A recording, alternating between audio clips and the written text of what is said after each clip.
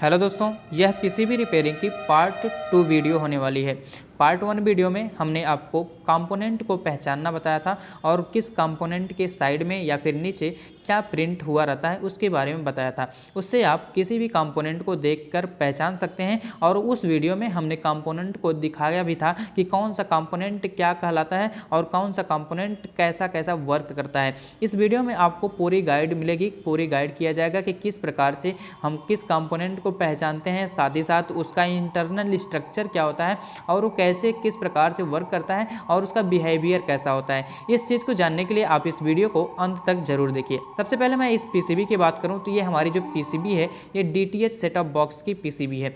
इस DTH setup box की PCB में कुछ भी खराब नहीं है। हालांकि मैं आपको समझाने के लिए इस पीसीबी का उपयोग कर रहा हूँ। ये पीसीबी जो होती है सबसे नॉर्मल पीसीबी होती है। इसमें आप जो बिगिनर्स होते हैं, जो सीखने वाले होते हैं, स्टार्ट करने वाले होते हैं, वो लोग सीख सकते हैं। पहली बात तो ये ध्यान दीजिए कि ये जो वीडियो बन रही है ये किसी एक्सपीरियंस वालों के लिए नहीं बन रही है। ये वीडियो उनके लिए है जो लोग बिल्कुल नए हैं और जो बिल्कुल जड़ से सीखना चाहते हैं, उनके लिए वीडियो है। अगर आप इसके बारे में पूरी जानकारी रखते हैं तो आप इस वीडियो को स्किप कर सकते हैं। अगर इसके बारे में जानकारी आपको नहीं है तो वीडियो को देख सकते हैं। अर्थात हमारे कहने का मतलब ये है कि जो सीखना चाहता है वो इस वीडियो को देखे, जिसको नहीं सीखना है वो वीडियो को स्किप कर सकता है। तो चलिए सबसे पहले मैं आपको ये बात बताता हूँ कि इसके अंदर क्या क्या कंपोनेंट लगे हैं, कौन सा कंपोनेंट क्या काम करता है और इसका स्ट्रक्चर क्या होता है, उसका इंटरनल स्ट्रक्चर देखेंगे और साथ ही साथ कैसे काम करता है वो भी देखा जाएगा।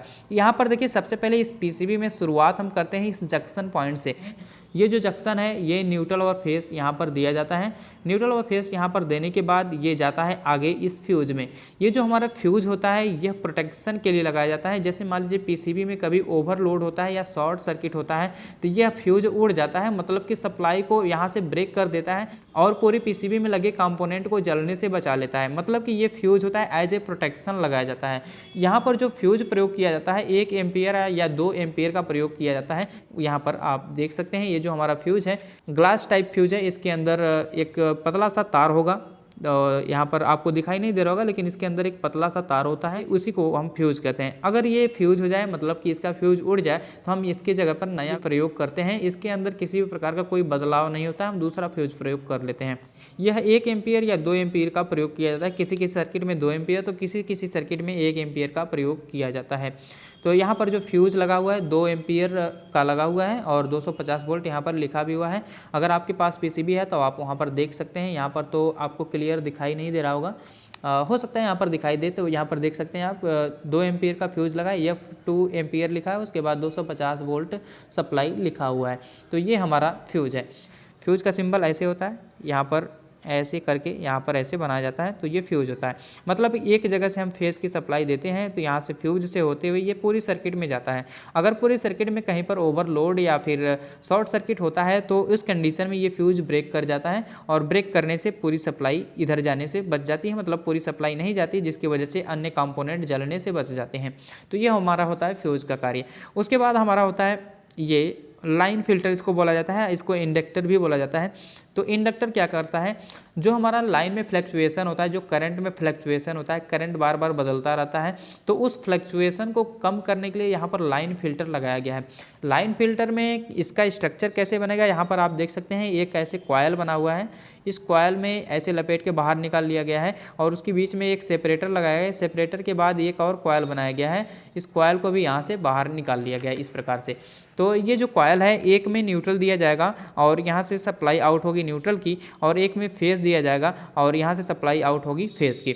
तो इस पॉइंट से न्यूट्रल, इस पॉइंट से फेस, मतलब कि इस दोनों कॉयल में एक कॉयल में न्यूट्रल एक कॉयल में फेस दिया जाता है, तो ये सप्लाई को आउट करता है, मतलब कि दोनों ही लाइनों को फिल्टर करता है, न्यूट्रल और फेस की।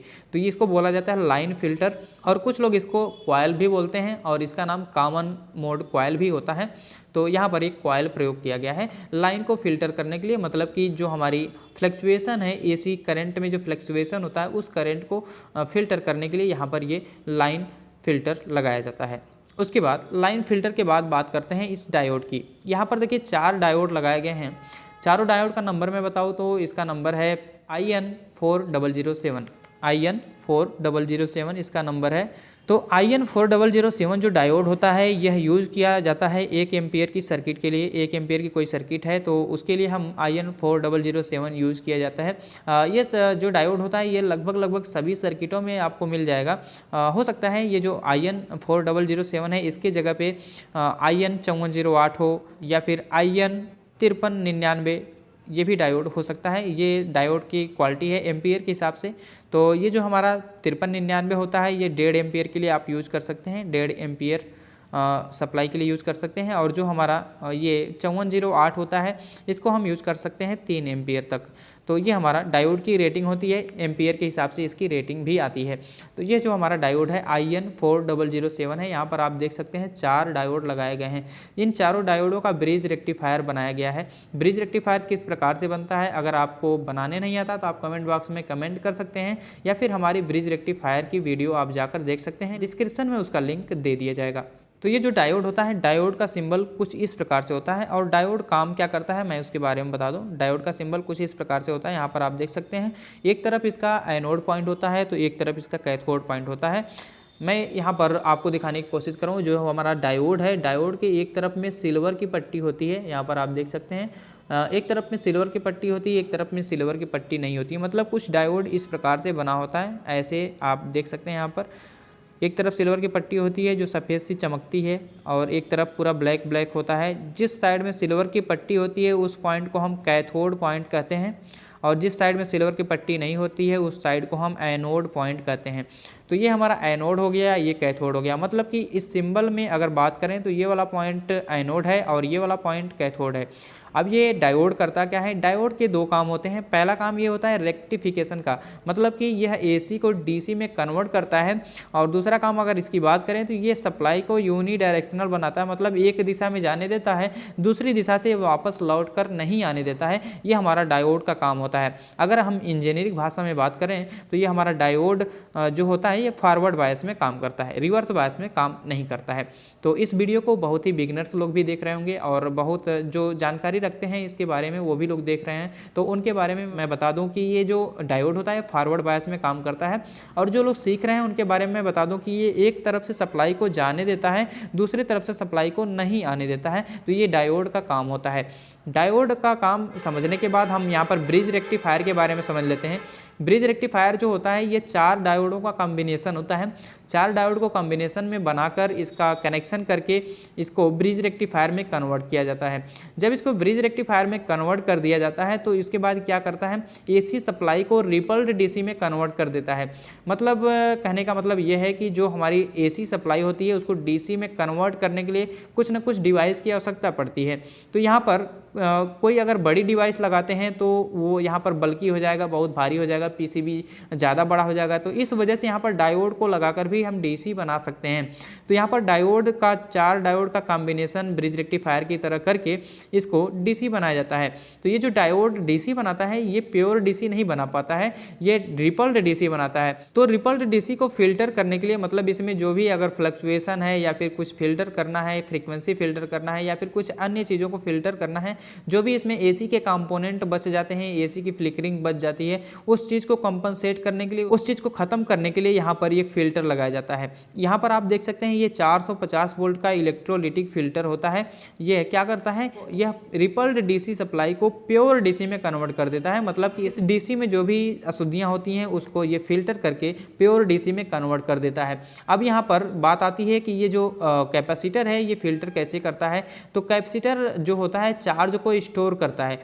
आप जानते होंगे कैपेसिटर चार्ज को स्टोर करता है। यहाँ पर जब हम 220 वोल्ट की AC सप्लाई इस डायोड पर देते हैं तो ये डायोड क्या करता है, पहले तो ये रिपल्ड DC में कन्वर्ट कर देगा। रिपल्ड DC में कन्वर्ट करने के साथ साथ कुछ वोल्टेज को बढ़ा के ये देता है।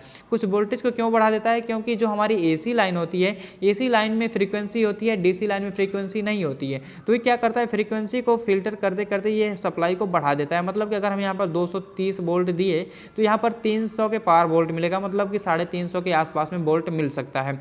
तो वो चेक करने के बाद पता चल चलेगा। तो 350 के आसपास में वोल्टेज जब मिल जाता है तो उस चीज़ को यहाँ पर कैपेसिटर लगाया गया है 450 वोल्ट का।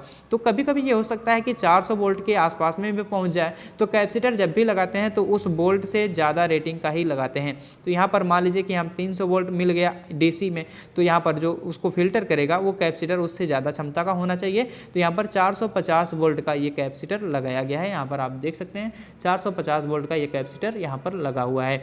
तो इस कैपेसिटर को फिल्टर कैपेसिटर या फिर इलेक्ट्रोलिटिक कैपेसिटर भी कहा जाता है। इसको माइनस और प्लस देखकर ही लगाना चाहिए। जहाँ पर माइनस होता है वहाँ पर माइनस लगाना चाहिए, जहाँ पर प्लस होता है वहाँ पर प्लस लगाना चाहिए, तब ये बढ़िया तरीके से काम करेगा, अन्यथा ये खराब हो जाएगा। उसके बाद देखिए आगे बात आती है कि यह फिल्टर कर लिया। फिल्टर करने के बाद यहाँ पर देखिए कुछ रजिस्टर लगाए गए हैं। यहाँ पर एक रजिस्टर देख रहे हैं आप, जिस पे कलर की पट्टी होती है, इसको बोलते हैं कार्बन कंपोजिट रजिस्टर। कार्बन के चूरों से बना हुआ ये रजिस्टर होता है। तो इस रजिस्टर का जो सिंबल होता है मैं बता दूं तो इस रजिस्टर का सिंबल कुछ इस प्रकार से होता है, ऐसे। इस रजिस्टर को ऐसे दर्शाया जाता है। यहाँ पर हमने कैपेसिटर का सिंबल नहीं बताया, तो कैपेसिटर का सिंबल ऐसे होता है। इलेक्ट्रोलिटिक कैपेसिटर का सिंबल कुछ इस प्रकार से होता है। यहाँ पर आप देख सकते हैं इलेक्ट्रोलिटिक कैपेसिटर का सिंबल कुछ इस प्रकार से होता है। रजिस्टर का अगर सीधे सीधे बात करें तो ये क्या करता है, करंट के मार्ग में अवरोध उत्पन्न करता है, मतलब धारा के मार्ग में अवरोध उत्पन्न करना इसका काम होता है। तो धारा के मार्ग में जब अवरोध उत्पन्न करता है तो कुछ उसमें लॉस होता है, उसी लॉस को हम वोल्टेज ड्रॉप भी कहते हैं।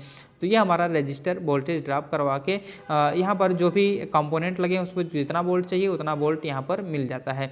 तो ये हमारा रजिस्टर का काम होता है। रजिस्टर के अंदर कार्बन के चूरे भरे होते हैं, उसी से ये हमारा सेमीकंडक्टर मटेरियल बन जाता है, जिसकी वजह से धारा आसानी से इससे फ्लो नहीं हो पाती है, अर्थात यह रजिस्टर का काम करता है। उसके बाद देखिए अगला हमारा कंपोनेंट, यहाँ पर आप देख सकते हैं एक और रजिस्टर लगा हुआ है। तो सारे रजिस्टर का काम लगभग सेम ही है। तो रजिस्टर के बाद यहाँ पर देख लेते हैं एक डायोड और लगा हुआ है। ये भी डायोड हमारा IN4007 डायोड है। ये भी सप्लाई को यूनिडायरेक्शनल बनाता है, और यूनिडायरेक्शनल बनाने के बाद यहाँ पर देखिए एक आईसी लगी है। अगर मैं आईसी की बात करूँ तो यहाँ पर आईसी का जो काम होता है यह ऑटोमेटिक स्विचिंग करवाने का काम होता है। जैसे आईसी कैसे बनाया जाता है, जैसे मान लीजिए कि जो हमारा मॉसफेट होते हैं, डायोड होते हैं, ट्रांजिस्टर होते हैं, रजिस्टर होते हैं, तो सभी कंपोनेंट अलग अलग लगाने पड़ते हैं। तो वैज्ञानिकों ने ये खोज की कि क्यों ना उसी काम को हम एक ही चिप के अंदर भर दें। तो इसी चिप के अंदर सारे कंपोनेंट को भर दिया गया है, और ये जो हमारी आईसी होती है इसी प्रकार से वर्क करती है। इस आईसी में बहुत सारे कंपोनेंट लगे होंगे, जैसे मॉसफेट, डायोड, रजिस्टर, ट्रांजिस्टर, ये सारी चीज़ें लगी हो सकती हैं, लेकिन सभी आईसी के नंबर के हिसाब से सभी आईसी में अलग अलग कंपोनेंट लगते हैं। अगर आप इस आईसी के बारे में जानना चाहते हैं तो आप हमारी जो नेक्स्ट पार्ट वाली वीडियो आएगी जिसमें हम आईसी को चेक करना बताएंगे, तो उसमें पिन आउट, पिन इन, कौन सा पिन ग्राउंड है, कौन सा पिन किसके लिए है, कौन सा पिन ड्रेन है, कौन सा पिन सोर्स है, ये सारी चीज़ें उस वीडियो में आपको मिल जाएगी। यहाँ पर इस आईसी के लिए मैं यहाँ पर एक सिंबल बना दूँ इस प्रकार से। तो ये आईसी कुछ इस प्रकार से है, और इस आईसी का भी नंबर मैं बता देता हूँ कि ये आईसी का नंबर कितना होता है। यहाँ पर देखिए आईसी कुछ इस प्रकार से होती है। यहाँ पर कट मार्क लगा हुआ है, आप इस आईसी में देख सकते हैं एक साइड में कट मार्क लगा होता है। यहाँ पर आप देखिए एक साइड में कट मार्क लगा हुआ है।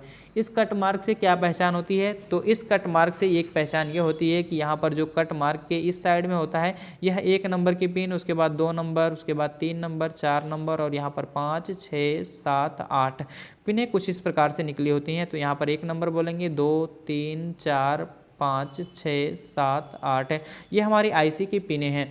और आईसी का नंबर मैं बता दूं तो आईसी का नंबर है 138022, वाइपर 22 138022 इसको बोला जाता है।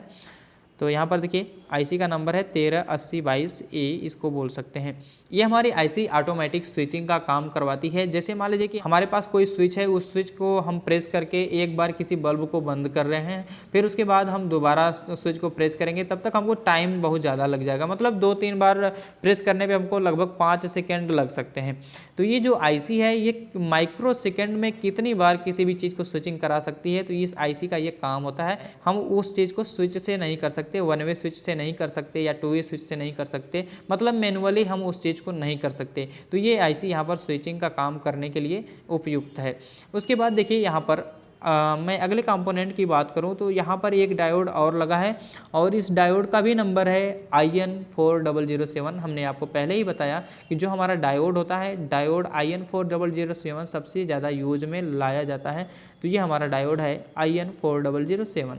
इसका भी काम वही है, सप्लाई को यूनिडायरेक्शनल करना, और यहाँ पर जो आईसी लगी है, आईसी को समय समय पर जो वोल्टेज होता है तो उसको फॉरवर्ड करना और रिवर्स में न जाने देना, इसका काम होता है। इसके बाद हमारा एक कैपेसिटर आता है जिसका नाम होता है सिरेमिक कैपेसिटर। बहुत ही छोटा सा कैपेसिटर होता है, इसकी जो वैल्यू होती है बहुत कम वैल्यू होती है। जो आईसी में वोल्टेज जाता है इंटरफेरेंस फिल्टर का काम करता है और इस कैपेसिटर का सिंबल कुछ इस प्रकार से बनाया जाता है। यहाँ पर आप देख सकते हैं इस कैपेसिटर का सिंबल सीधे सीधे ऐसा होता है और इलेक्ट्रोलिटिक कैपेसिटर का सिंबल कुछ इस प्रकार से होता है। तो यहाँ पर जो कैपेसिटर लगा हुआ है यह इंटरफेरेंस को ख़त्म करता है और कुछ लोग इसको पीएफ कैपेसिटर भी बोलते हैं। तो यहाँ पर ये पीएफ कैपेसिटर कुछ नहीं होता है, पीएफ उसकी वैल्यू होती है, उसको पीएफ कैपेसिटर नहीं बोला जाता है। हालांकि सिरेमिक डिस्क कैपेसिटर जरूर बोला जा सकता है। तो यहाँ पर एक नीले कलर का भी कैपेसिटर होता है और एक ब्राउन कलर का कैपेसिटर होता है, दोनों का काम लगभग सेम ही है। जो हमारा नीले कलर का कैपेसिटर होता है वो हाई वोल्टेज पर प्रयोग किया जा सकता है और जो ब्राउन कलर का हमारा कैपेसिटर होता है ये बहुत ही कम वोल्टेज के लिए प्रयोग किया जाता है। और यहाँ पर एक चीज़ और लगा है, यहाँ पर आप देख सकते हैं एक हमारा कैपेसिटर लगा हुआ है, छोटा सा कैपेसिटर, इलेक्ट्रोलिटिक कैपेसिटर लगा हुआ है। ये इलेक्ट्रोलिटिक कैपेसिटर जो होता है ये जो आईसी हमारी होती है, आईसी के स्विचिंग में सहायता प्रदान करता है। आईसी की स्विचिंग अगर मान लीजिए थोड़ी सी लेट हो रही है तो यहाँ पर ये वोल्टेज को होल्ड करके रखेगा, स्टोर करके रखेगा, उसके बाद इसको देगा तो ये हमारी स्विचिंग कर पाएगी। तो ये हमारा इसलिए इलेक्ट्रोलिटिक कैपेसिटर यहाँ पर लगाया जाता है। उसके बाद मैं अगले कंपोनेंट की बात करूँ तो यहाँ पर देखिए एक बॉक्स टाइप कैपेसिटर है। यहाँ पर आप देख सकते हैं बॉक्स कैपेसिटर। इस कैपेसिटर का भी काम वही होता है, चार्ज को स्टोर करना और यहाँ पर लगे कंपोनेंट को सप्लाई समय समय पर प्रोवाइड कराते रहना। यहाँ पर देखिए कैपेसिटर जितने भी लगते हैं वो सारे कैपेसिटर हमारे पैरेलल में लगाए जाते हैं और इंडक्टर जो लगता है वो हमारा सीरीज में लगता है, फ्यूज भी हमारा सीरीज में लगता है और आईसी पैरेलल और सीरीज दोनों हो सकता है। और जो हमारा डायोड लगता है, डायोड का अलग अलग जगहों पर अलग अलग काम है। डायोड तो पहले तो ब्रिज रेक्टिफायर बनाते हैं तो कुछ कॉम्बिनेशन उसके अलग होते हैं। अगर ब्रिज रेक्टिफायर का कॉम्बिनेशन आप देखना चाहते हैं तो आप हमारी वीडियो जाकर देख सकते हैं, उसका डिस्क्रिप्शन में लिंक आपको मिल जाएगा। यहाँ पर देखिए अगले कंपोनेंट की मैं बात करूँ तो यहाँ पर देखिए ये सारे कंपोनेंट तो प्राइमरी सेक्शन के हो गए। अब यहाँ पर प्राइमरी सेक्शन सेकेंडरी सेक्शन क्या होता है मैं आपको यहाँ पर दिखा दूँ। जहाँ पर जो एसी सप्लाई होती है डीसी सप्लाई में कन्वर्ट किया जाता है उसको प्राइमरी सेक्शन बोला जाता है और जहाँ पर केवल डीसी सप्लाई होती है उसको सेकेंडरी सेक्शन बोला जाता है। तो यहाँ पर देखिए ये जो ट्रांसफार्मर दिख रहा है और यहाँ पर एक कैपेसिटर दिख रहा है जो प्राइमरी से सेकेंडरी को लिंक कराता है और यहाँ पर एक ऑप्टो कपलर दिख रहा है। ऑप्टो कपलर को सिग्नल जो मिलता है ये सेकेंडरी सेक्शन से मिलता है तो प्राइमरी सेक्शन में स्विचिंग वगैरह कराने का ये काम करता है। उसके बाद देखिए यहाँ पर एक एसएम ट्रांसफार्मर इसको बोला जाता है, मतलब स्विच मोड ट्रांसफार्मर। एसी को डीसी में कन्वर्ट करने के बाद इस ट्रांसफार्मर में जब सप्लाई आती है तो ये यहाँ पर जो भी वोल्टेज उपयुक्त होता है इसके वीडियो कार्ड में उस वोल्टेज को यहाँ पर ये प्रोवाइड करवाता है। उसके बाद देखिए यहाँ पर एक ऑप्टो कपलर आईसी के बारे में मैंने बता ही दिया। अभी ऑप्टो कपलर आईसी के बारे में और थोड़ी सी डिटेल में जानकारी आपको दे दूंगा। इसके इधर वाले जो भी सेक्शन होते हैं वो हमारे प्राइमरी सेक्शन है और इसके इस साइड वाले जो भी सेक्शन है वो हमारे सेकेंडरी सेक्शन है। तो यहाँ पर मैं पीछे करके थोड़ा सा यहाँ पर आपको दिखा दूँ तो यहाँ पर आप देख सकते हैं ये जो सेक्शन है ये प्राइमरी सेक्शन कहलाता है और बीच में एक लाइनिंग सी आपको दिख रही होगी, यहाँ पर आप देख सकते हैं बीच में एक लाइनिंग से है, इसके इधर का सेकेंडरी सेक्शन कहा जाएगा। इसके इधर का प्राइमरी सेक्शन है। इस सेक्शन में जो हमारी एसी सप्लाई आती है उस एसी सप्लाई को डीसी सप्लाई में कन्वर्ट किया जाता है। साथ ही साथ इसमें जो आईसी लगी है स्विचिंग का काम कराती है कि किस कंपोनेंट को कितना वोल्ट चाहिए, कब चाहिए, ये काम आईसी करती है। यहाँ पर जो भी कंपोनेंट लगे हैं सभी प्राइमरी सेक्शन में मिलकर कार्य करते हैं। और उसके बाद यहाँ पर बात आती है सेकेंडरी सेक्शन की। तो यहाँ पर देखिए बीच में सेपरेटर सा बना हुआ है। तो इस सेकेंडरी सेक्शन में वोल्टेज कैसे जाता है, कहाँ से जाता है, इस बात को समझने के लिए हम यहाँ पर थोड़ी सी पावर सप्लाई को इस प्रकार से कर लेते हैं। यहाँ पर देखिए जो हमारा ये फिल्टर है ये रिपल डीसी को प्योर डीसी में कन्वर्ट करने का काम करता है।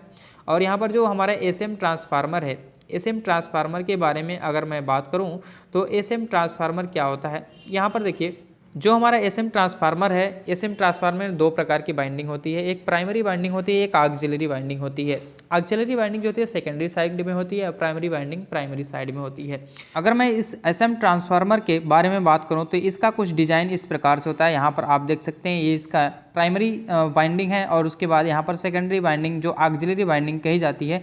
यहाँ पर तरह तरह के वोल्टेज यहाँ से निकाले जाते हैं जो हमारा आउटपुट में वीडियो कार्ड चलाने के लिए उपयोगी होता है।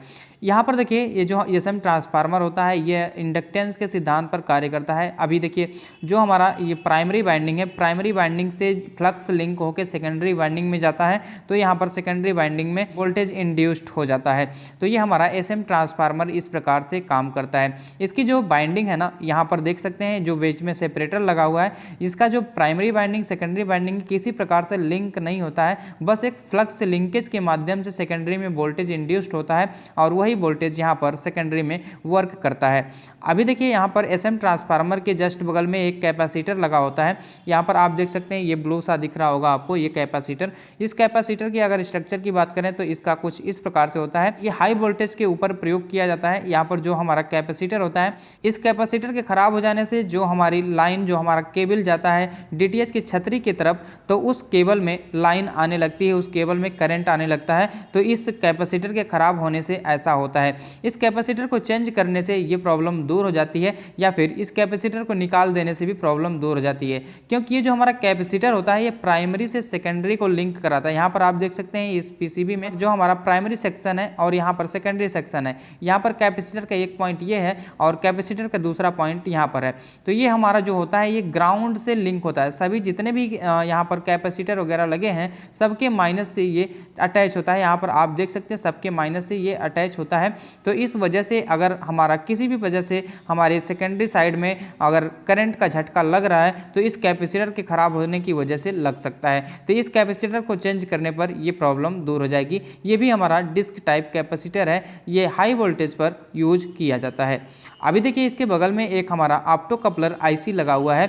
इस ऑप्टो कपलर आईसी के इंटरनल स्ट्रक्चर के बारे में बात करूं तो यहाँ पर ऑप्टो कपलर आईसी कुछ इस प्रकार से इसका इंटरनल स्ट्रक्चर होता है। यह हमारा ऑप्टो कपलर आईसी सेकेंडरी से सिग्नल को लेकर प्राइमरी में भेजता है। तो प्राइमरी के जो हमारी आईसी वगैरह होती हैं ये स्विचिंग का कार्य आसानी से करवा पाती हैं। अभी देखिए जो हमारा ऑप्टो कपलर आईसी है ये सेकेंडरी से प्राइमरी में सिग्नल भेजती है। और सिग्नल कैसे भेजती है यहाँ पर हम आपको बता दें तो ये हमारा जो ऑप्टो कपलर आईसी यहाँ पर आप देख सकते हैं, यहाँ पर एक पॉइंट बना हुआ है। ये जो पॉइंट होता है ना, यहाँ देखिए हम एक पॉइंट बना लेते हैं और इस पॉइंट से ही हम यहाँ पर इस ऑप्टो कपलर आईसी को इस प्रकार से देखते हैं। यहाँ पर देखिए जो हमारा ऑप्टो कपलर आईसी है, ऑप्टो कपलर का आईसी का ये जो पॉइंट होता है, जहाँ पर ये पॉइंट बना होता है, ये एनोड पॉइंट होता है और यहाँ पर ये कैथोड पॉइंट होता है। अभी देखिए एनोड कैथोड किसका होता है, ये जो हमारा ऑप्टो कपलर आईसी होता है ये दो कंपोनेंटों से मिलकर बना होता है। एक हमारी होती है आईआर एलईडी, आईआर एलईडी मतलब इंफ्रारेड एलईडी। तो ये हमारा पार्ट हो गया इंफ्रारेड एलईडी जो हमारा सेकेंडरी साइड में लगा होता है। और यहाँ पर जो हमारा प्राइमरी साइड में होता है वो हमारा होता है फोटो ट्रांजिस्टर। तो फोटो ट्रांजिस्टर की बात करूँ तो कुछ इस प्रकार से उसका सिंबल बनाया जाता है। यहाँ पर देखिए फोटो ट्रांजिस्टर है और यहाँ पर जब ये इसको लाइट देती है, लाइट सिग्नल यहाँ पर इसको मिलता है तो ये हमारा फोटो ट्रांजिस्टर एक्टिवेट हो जाता है और सप्लाई को स्विच मोड तक भेज देता है। तो ये हमारा ऑप्टो कपलर आईसी का कार्य होता है। यहाँ पर फोटो ट्रांजिस्टर है और ये हमारा आईआर एलईडी है। यहाँ पर हम लिख सकते हैं आईआर एलईडी और यहाँ पर ये फोटो ट्रांजिस्टर इसको बोला जाता है। तो ये हमारा कंपोनेंट जो होता है ऑप्टो कपलर आईसी, यह दो कंपोनेंटों से मिलकर बनी होती है, इंफ्रारेड एलईडी और फोटो ट्रांजिस्टर। तो ये हमारा इस प्रकार से वर्क करता है। जब यह इलेक्ट्रिकल सिग्नल को लाइट सिग्नल में कन्वर्ट करके फोटो ट्रांजिस्टर को भेजती है तो फोटो ट्रांजिस्टर उस सिग्नल को एब्जॉर्ब करके अपने अंदर से वोल्टेज को आगे जाने देता है, मतलब कि फॉरवर्ड करने लगता है। तो ये हमारा फोटो ट्रांजिस्टर का वर्क होता है। अभी देखिए जो हमारा ऑप्टो कपलर आईसी है ये भी प्राइमरी और सेकेंडरी के बीच में लगा हुआ है। यहाँ पर देखिए 2 पॉइंट ये हैं और 2 पॉइंट ये हैं। अच्छा, अगर ऑप्टो कपलर आईसी को चेक करना हुआ कि इसको कैसे चेक किया जाएगा तो इसके सिर्फ एक ही पॉइंट को चेक कर पाएंगे, सेकेंडरी पॉइंट को चेक नहीं कर पाएंगे। यहाँ पर देखिए जो हमारा ये वाला पॉइंट है और ये वाला पॉइंट है, अगर आप मल्टीमीटर से इसको चेक करना चाहते हैं तो मल्टीमीटर को कंटिन्यूटी रेंज पर सेलेक्ट करके एक तार यहाँ पर लगाना है, एक तार यहाँ पर लगाना है। जब आप इस प्रकार से तार को लगाएंगे तो हो सकता है कुछ रीडिंग शो करे, हाँ, लेकिन एक तरफ से ये रीडिंग देगा, एक तरफ से रीडिंग नहीं देगा, क्योंकि यहाँ पर ये एलईडी है, मतलब कि लाइट इमिटिंग डायोड है। तो इस वजह से यहाँ पर एक तरफ से रीडिंग देना चाहिए, एक तरफ से रीडिंग नहीं देना चाहिए। तो ये हमारा आईआर एलईडी सही माना जाता है, मतलब कि ऑप्टो कपलर आईसी सही मानी जाती है। अब देखिए इसके बाद बात कर लेते हैं यहाँ पर अगले कंपोनेंट के बारे में। यहाँ पर देखिए जो हमारा कैपेसिटर है ये capacitor disk disk type capacitor है, सिरेमिक कैपेसिटर भी इसको बोला जाता है। तो ये भी हमारा स्विचिंग कराने में उपयोगी होता है। और यहाँ पर इसके बगल में इसका भी अगर मैं सिंबल बनाऊँ तो यहाँ पर कुछ इस प्रकार से इसका भी सिंबल होता है। तो ये जो हमारा कैपेसिटर है यह लो वोल्टेज पे वर्क करता है।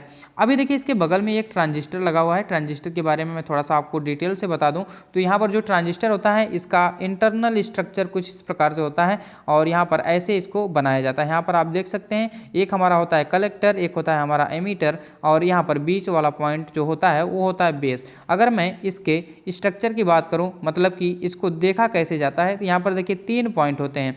एक होता है एमीटर, एक होता है बेस और एक होता है कलेक्टर। ये जो हमारा ट्रांजिस्टर है, ट्रांजिस्टर स्विचिंग का कार्य करता है। स्विचिंग का कार्य क्या मतलब ये है कि इसके बेस पॉइंट पर जब सप्लाई थोड़ी सी ज़्यादा होती है तो ये हमारा स्विच ऑन कर देता है, मतलब कि एमीटर पर लगे हुए वोल्टेज को कलेक्टर तक पहुंचा देता है। तो ये हमारा ट्रांजिस्टर का काम होता है। ट्रांजिस्टर 2 प्रकार के होते हैं, एक होता है एनपीएन ट्रांजिस्टर और एक होता है पीएनपी ट्रांजिस्टर। एनपीएन ट्रांजिस्टर और पीएनपी ट्रांजिस्टर, ये ट्रांजिस्टर 2 प्रकार के होते हैं। ये जो हमारे ट्रांजिस्टर होते हैं ये ऑटोमेटिक स्विचिंग का कार्य करते हैं। जैसे मान लीजिए कि हम किसी स्विच को 1 सेकंड में 1 या 2 बार प्रेस कर सकते हैं तो लाइट को ऑन ऑफ कर सकते हैं, लेकिन ये जो हमारे ट्रांजिस्टर होते हैं ये लगभग 1 सेकंड में कई बार, हजारों बार या 500 बार ये सप्लाई को इन आउट करवा सकते हैं, मतलब कि ऑन ऑफ कर सकते हैं। तो ये हमारा ट्रांजिस्टर का काम होता है, ऑटोमेटिक स्विचिंग का काम। इसके बाद देखिए हमारा एक सुपर फास्ट रिकवरी डायोड है। तो ये हमारा डायोड भी उसी प्रकार से वर्क करता है और इसकी चेकिंग भी सेम ही है। और यहाँ पर जो भी वोल्टेज मिलता है तो यहाँ पर जो हमारे डायोड लगे हैं ये डायोड इसके लिए उत्तरदायी होते हैं। ये जो हमारा डायोड होता है, डायोड के खराब हो जाने से कभी कभी यहाँ पर सेकेंडरी में वोल्टेज उल्टा सीधा आने लगता है। कहीं पर जो 3.5 वोल्ट है वहाँ पर 10 वोल्ट दिखाने लगता है, या फिर 5 वोल्ट की जगह कुछ दूसरा वोल्ट दिखाने लगता है, 12 वोल्ट की जगह 18 वोल्ट दिखाने लगता है। तो ये सारी प्रॉब्लम यहाँ पर आती है इस डायोड के खराब होने से। ये जो हमारे डायोड यूज किए गए हैं ये सारे डीसी डायोड यूज किए गए हैं। और यहाँ पर देख सकते हैं आप कैपेसिटर भी यूज किया गया है।